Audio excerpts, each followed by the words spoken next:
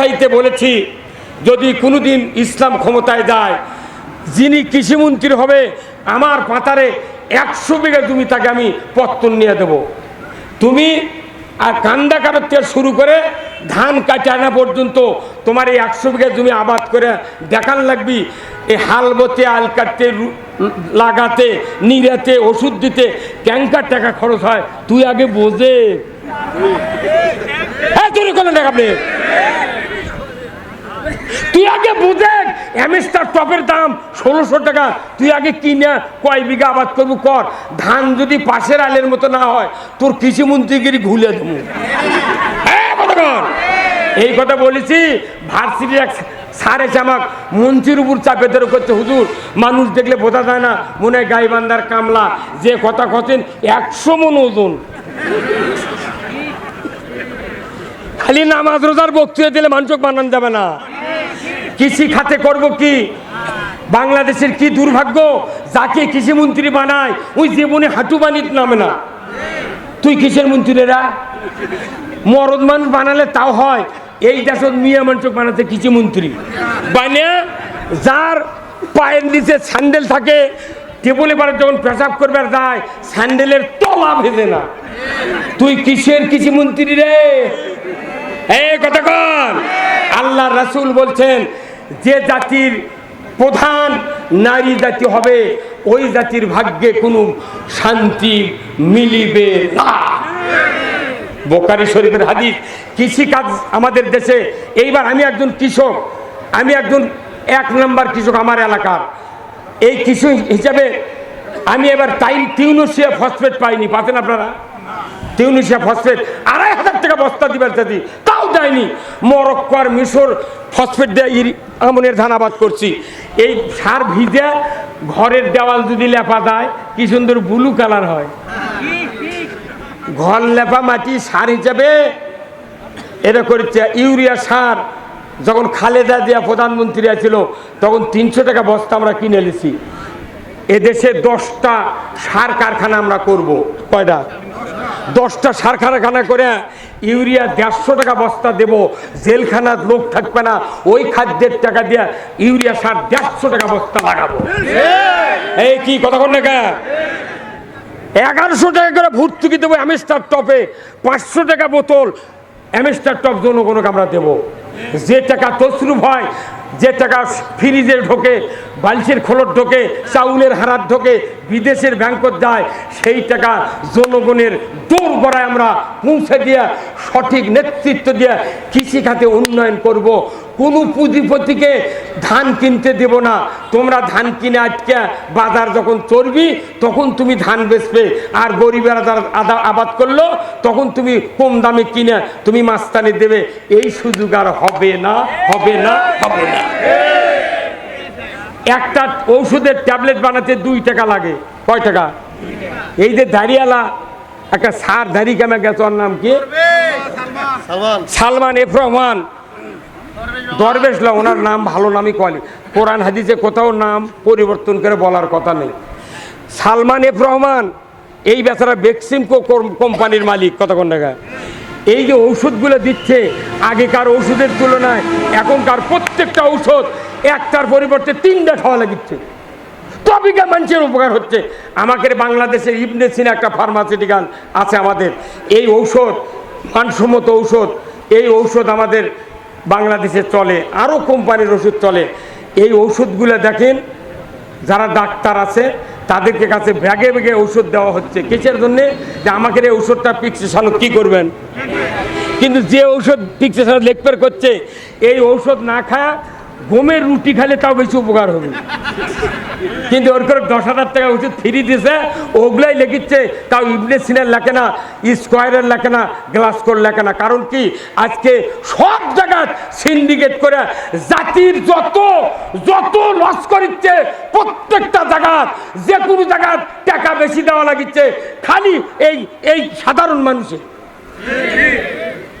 যার দাম বাড়িচ্ছে। এটা গেল 2 নম্বর খাত। 3 নম্বর হলো বিদ্যুৎ খাত।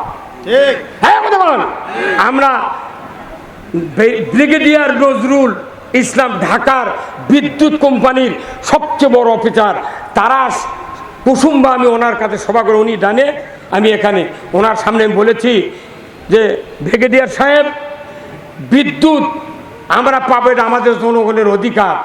এই বিদ্যুৎ আমি 1000 টাকা দিয়ে মিটার কিনলাম, সারা মাস পর আবার 10 টাকা ভাড়া কেন নেন? কেনা কোনো জিনিস কেনার পর তার কি ভাড়া দেওয়া লাগে? এই নাইটু ভাইয়ের একটা ফ্ল্যাট যদি আমি ভাড়া নিই, উনি কি মাসে মাসে আবার আমার থেকে ভাড়া নিবে? ভাড়া নিলে ভাড়া নিবি, কিন্তু আমি যদি একটা কিনে নিই, হ্যাঁ কি ভাই ভাড়া নেবেন? তে জিনিস কিনলে তো একবার আমার হয়ে গেল, তে ভাড়া কিসের বলছে? তে তুমি যে মিটারে ভাড়া নিচ্ছ, তাহলে পল্লী বিদ্যুৎ আনতে তুমি যে ব্যবসা করিচ্ছ, আমার দেখার যে পুল পুঁতিছ 10 ফুট লেওয়াল করে, এই 10 ফুটের ভাড়া দিয়ে তুমি মিটারে ভাড়া লাও, যাও। ডিমান্ড চার্জ কিসের? 100 ইউনিট এক দাম, 200 আর এক দাম, 300 আর এক দাম, 500 জমি বেচার দাম। এইগুলো কোনটি বাঁচো? এগুলো টাকায় তো ওই ভাস্করতা ছিল, এগুলো টাকায় ফ্রিজতা ছিল। আমরা হিসাব করে দেখেছি যে বিদ্যুৎ খাতের 1 বছরের দুর্নীতি যদি বন্ধ করা যায়, বাংলাদেশের মানুষ 10 বছর ফ্রি বিদ্যুৎ ভোগ করবে। এই কথা জামাত ছাড়া, আমরা ছাড়া কেউ কবার পারে না। এই নামাজ রোজার বক্তৃতা দিয়ে মানুষ বুঝান যাবে না। কইছে আমার মতো একটা অদমের 2টা মিটার 5000 টাকা করে বিল দেওয়া লাগে, আর এই বিল কখন লেগেছে আমি জীবনে দেখিনি। সব দোকানদার খরিদ্দার সামনে, দোকানদার সামনে, কয় টাকা নগদ কয় টাকা বাকি খাতাত লেখে। আর পল্লী বিদ্যুৎ এমন একটা সিটারি ব্যবসা, সব মিটার লেতে বাড়ির পাশে। আর জনগণ যখন 11টার সময় পাতারত দেয়, তখন যা ওরা ইচ্ছা মতো লেগিচ্ছে। যখন কয়েলের চাকা ছিল মিটারের, তখন বিদ্যুৎ বিল এত হয়নি। এই যাহা ডিজিটাল দিচ্ছে, আর্থিংয়ের লাইন মিন সুইচের সাথে লাগে হতে মাটি কারেন্ট খাচ্ছে, আর পাগল গরব করছে বিদ্যুৎ বিল দাও। এই কথা কোন নাকা? যারা দুর্নীতি করছে ওরকে তো বিলের টাকার অভাব নাই, কিন্তু আর গরিব মানুষ ভ্যান চালে খায়, চার্জ দেওয়া লাগে, মাসে 2000 টাকা ভ্যান চার্জের বিল ওঠে। এগুলো কে কবি? সারা দেশের দুর্নীতি ছায়া গেল, ভ্যানালা ভ্যান চালে গরু সোলফোলক বাঁচাচ্ছে, পুলিশ যা সুসা দিয়া টাকা দিয়া টায়ার কানা করে দিকে, তুই অট টায়ার কানা করছি গা। ঠিক কথা কয় না? সিএনজি কে কিনেছে? নাতে জিও রহমানের বেটা তারেক রহমান কিনেছে সিএনজি, ভারতের থেকে নিয়েছে। সিএনজি চলতে দেওয়া হবে না, রাস্তার মোড়ে মোড়ে পুলিশও দাঁড়াতে, এই সিএনজি চলবে না, মারো ভূত। তোর বাপের টাকা দিয়ে কিনে দিছু, এখন তো ওই পুলিশই আছু, সান দেখতো। এগুলা জাতির কি একতরফা কথা না সকলের কথা? তা আপনি কেন জামাতক আপনি বিপক্ষ পার্টি বানাচ্ছেন? আল্লাহর কথা, জনগণের কথা যারাই বলবে যুগে যুগে তারাই বিরোধী শক্তি। কথা ঠিক কিনা? আমরা এদেশে আল্লাহর আইন কায়েম করব। এই 5টা খাত যদি আমরা আস্তে আস্তে যদি শক্তিশালী করি, মানুষ শুয়ে ঘুম পারবি, দরজা দেওয়া লাগবে না। চুরি হচ্ছে কত কি, হ্যাঁ হ্যাঁ, এতগুলো পুলিশ, এতগুলো বিডিআর, এত আর্মি, এত প্রশাসনের লোক, তাও জুম্মা দেয় শেখ হাসিনা মডেল মসজিদ তৈরি করছে, তাও মসজিদের মধ্যে ইংরেজ মুসল্লি ঢোকা লাগে, কিন্তু আগে ঢুকে তারপরে মুসল্লি ঢোকে। এই কথা কর না কা? যে দেশে এত আইন, এত নেতা, এত অফিসার, এত প্রশাসনিক কর্মকর্তা, জুতা চুরি বন্ধ হয়নি এই দেশ। ওই বাংলাদেশ ব্যাংকের টাকা থর বক্স আছে না, ওরই ভেতর আগে লিয়ে যা জুতে থয়, থুয়া কেউ কেউ চোখ মুজে নামাজ পড়ে না নাইটু ভাই, চোখ মুজে সেজদাত গেছে, সেজদাত থেকে উঠে চোখ মিলে আবার দেখা লাগে জুতো আছে নাকি।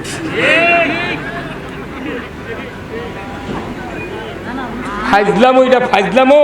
আমরা আল্লাহর আইন কায়েম করতে যাচ্ছি। কথা ভাইয়ের বাপ, আমি পাকিস্তান আমলে উনি দাঁড়া ছিলেন এমপি, ওনার একটা সবুজ গাড়ি ছিল, নাইটু ভাই দেখেছেন নাকি?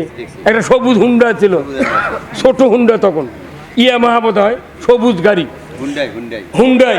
আমার বাড়ির পাশে দিয়ে রাস্তা, আমাকে টিউবওয়েলের পানি নামার জন্যে 2 দিকে খেজুরের গাছের কাঠ দেওয়া ছিল, কিন্তু ওই সব খোল উঠে যা পিছলা হতে, এর মধ্যে বৃষ্টি যাচ্ছে, ওই বুড়া মানুষ পার হবার লেগে হুন্ডা উল্টে পড়ে গেছে।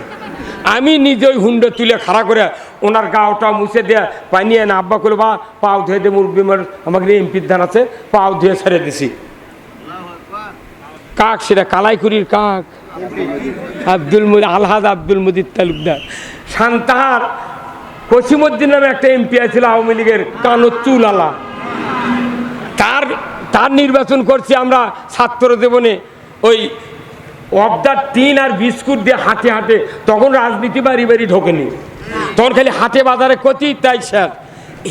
এগুলো করে ওদের সাথে আমার মিল আছে, মহব্বত আছে। মনে করবেন রে পিচ্ছি কে কে রাজাকার ছিল আমার নন্দীগ্রাম থানার, টাইপ করে সোনার কলম দিয়ে লিখে দেবো কাক রাজাকার কোর।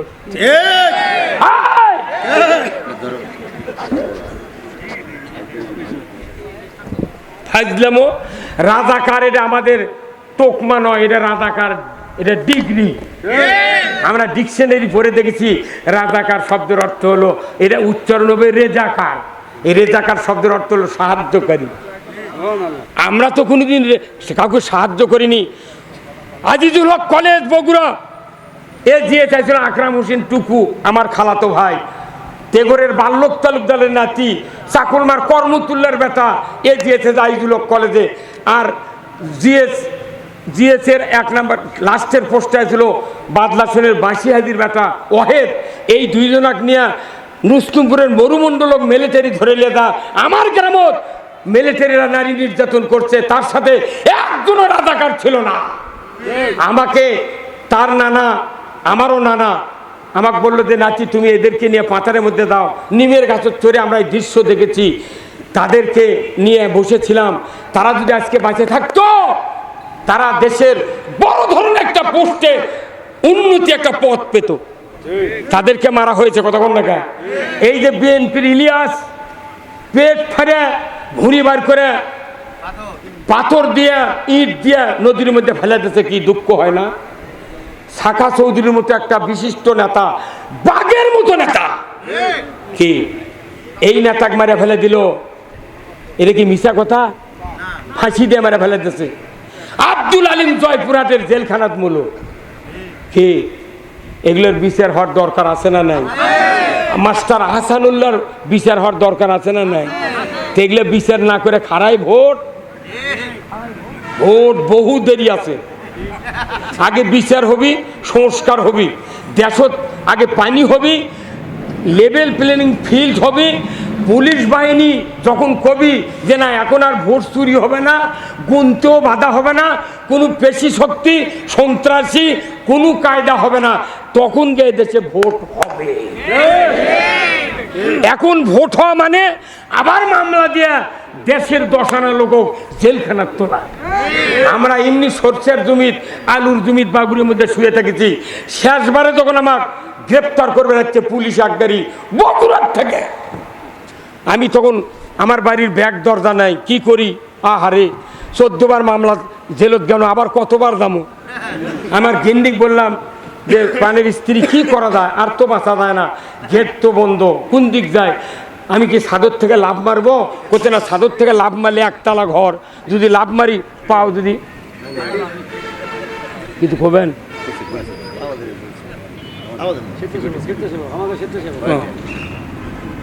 যদি পাও ভাঙ্গে যায়, আমার স্ত্রীর পরামর্শে যদি পাও ভাঙ্গে যায়, কিংবা পাও ভাঙলো না, পুলিশ যদি গুলি করে পাই কাটে ফেল দেওয়া লাগবে। তাহলে অতএব এই এতবার গেছেন, এইবারও ধরে লেগেলে আবার আসবেন। আল্লাহু আকবার। তখন আমি ছেলেকে বললাম না, স্ত্রীকে বলি নাই।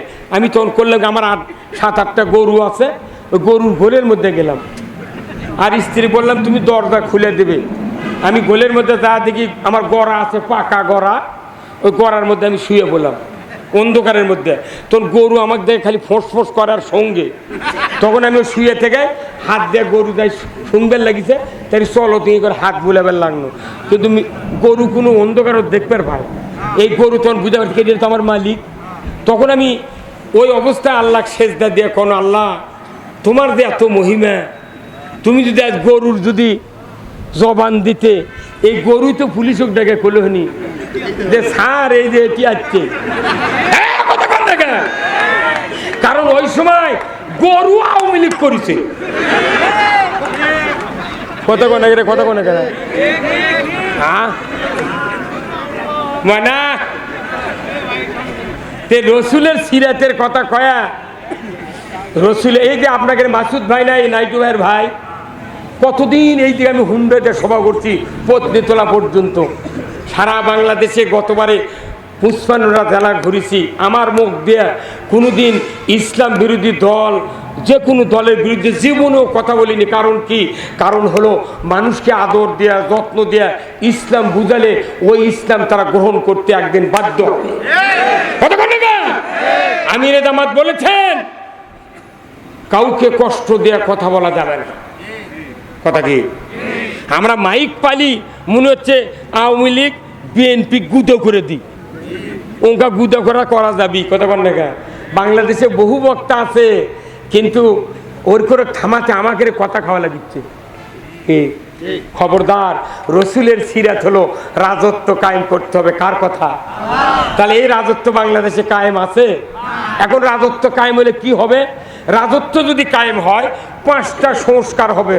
কয়টা? ধরে কোন কয়টা? তারই 1 নম্বর হলো শিক্ষা ব্যবস্থা। সুবহানাল্লাহ কোন। এই জাতিক শিক্ষা ব্যবস্থা বাংলাদেশ জামাত ইসলামী ইসলাম যদি ক্ষমতা যায় 5 বছরের দেশে পরিবর্তন আনা সম্ভব হবে না, কমপক্ষে 20 বছর লাগবে। কয় বছর? কারণ যে ব্যক্তি যে ছোল এখন 6 বছর, প্রাইমারি পড়বি 5 বছর, এই 5 বছরে আমপাড়া নর্মাল সিলেবাস দিয়ে 5 বছর পড়ানো হবে। হাই স্কুলে যাবি তার চেয়ে একটু উন্নত মানের সিলেবাস ইসলামের দেওয়া হবে। যখন এই 5 আর 5 কত হলো, তারপর 2 বছর ইন্টারে পড়বি, এর দেখ আরো না শক্ত সিলেবাস দেওয়া হবে। তারপরে অনার্স নিবি 4 বছর, তাহলে 10 আর 2 12 আর 4 2 বছর লাগবে মাস্টার ডিগ্রি পাস করতে। একজন প্রাইমারি মাস্টার আই পাস করে পিটি দেয়, পিটিআই ট্রেনিং দেয় শিক্ষকতা করার জন্য। কথা ঠিক কিনা? এমএ পাস করলে হাই স্কুলে মাস্টার এমএ ট্রেনিং দেয়, বিএড ট্রেনিং দেয়। কথা ঠিক কিনা? এমবিবিএস পাস করলে 1 বছর ইন্টার্নি করে, কি করে না? তাহলে এই এমএ পাসের ছাত্র পরিপূর্ণ রাষ্ট্রবিজ্ঞান, রাজনীতি, অর্থনীতি, জিহাদ, আল্লাহর আইনের উপর পিএইচডি করানোর পর এমএ পাস হয়ে গেল। এখন এদেরকে সরকার বেতন দিয়ে ইন্টার্নি করাতে হবে। 1 বছর ইন্টার্নি, যেরকম এমবিবিএস ডাক্তারও ইন্টার্নি করায়, এই এমএ পাসের ছাত্রদেরকে ইন্টার্নি করাতে হবে। যে তুমি এতদিন কি শিখলে, কি শিখাবে, তার বাস্তব রূপ আমাদেরকে দেখাও। ইন্টারনেট বেতন দেওয়া হবে। এইভাবে একটা জাতি 20 বছর পরিবর্তন হয়ে যাবে। তখন দেখবেন আর এই জাতির মধ্যে ইসলাম বিরোধী লোক আর খুঁজে পাওয়া। কারণ কি? কারণ 5টা গ্যারান্টি দেওয়া হবে পাশাপাশি: খাদ্য, বস্ত্র, চিকিৎসা, শিক্ষা, বাসস্থান। এই 5টা গ্যারান্টির পর যাই অভাবের কারণে চুরি করবি, তার অভাব পূরণের পর